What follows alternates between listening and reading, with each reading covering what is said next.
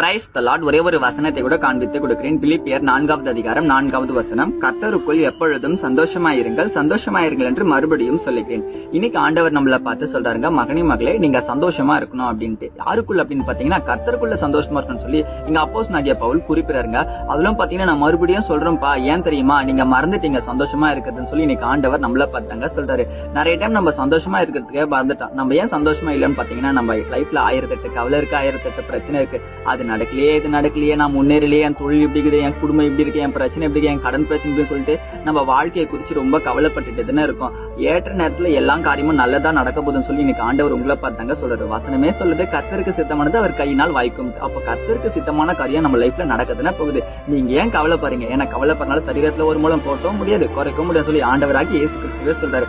அதனால ஏசப்பா சொல்றாரு, மகனே மகளே நீங்க சந்தோஷமா இருக்கணும் அப்படின்ட்டு. உங்க லைஃப்ல உங்களுக்கு சந்தோஷத்தை பிசாசு எடுக்கணுன்றதுக்காக தான் ரொம்ப முயற்சி இருக்கான். நீங்க சந்தோஷத்தை மட்டும் இழந்துட்டீங்க, எல்லாத்தையும் இழந்துருவீங்க. அதான் ஏசப்பா மறுபடியும் ஞாபகப்படுத்துறாரு, கவலைப்படாதீங்க, நடக்க வேண்டிய காரியங்கள் நிச்சயமா உங்க லைஃப்ல நடக்கதான் போகுது. நீங்க சந்தோஷமா வாழுங்கன்னு சொல்லி ஏசப்பா இன்னைக்கு உங்களுக்கு வாக்குறாரு சொல்றாரு. விசுவாசிக்கிறீங்கன்னா ஆமேன் போட்டுக்கோங்க. இதே போல இருக்கிற வசனங்கள் தகவலுக்கு ஃபாலோ பண்ணிக்கோங்க. God bless you. ஆமென்.